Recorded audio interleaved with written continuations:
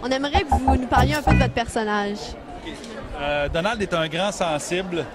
C'est un gars limité, un gars un peu limité intellectuellement. Et puis l'histoire du film, en fait, c'est qu'on est 5 amis qui perpétreront un vol, un important vol de banque.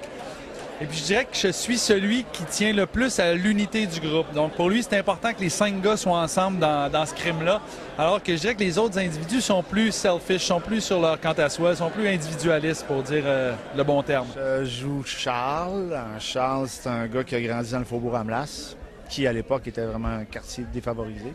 Je pense que ça l'est encore un peu. Mais surtout à cette époque-là, c'est assez clair que pour s'en sortir, il fallait plus ou moins devenir un bandit ou quelque chose du genre. Et c'est ce que Charles est devenu. Enfin, ce qu'il pense qu'il est devenu.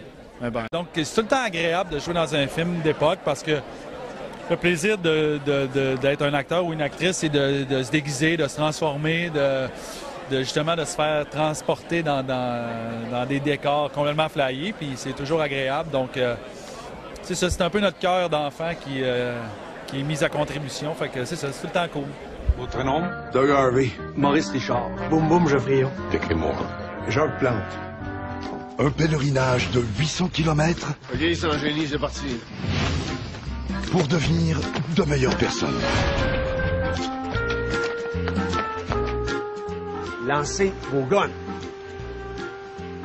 Lancez vos crises de guns!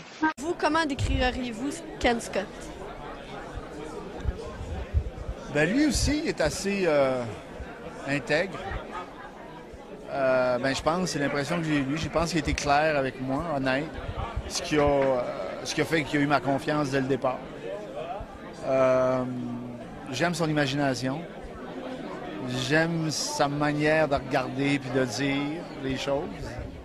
Puis c'est un peu ça qu'il a fait avec ce film-là. Il a utilisé sa manière à lui de raconter et de dire les choses. Je vais m'améliorer.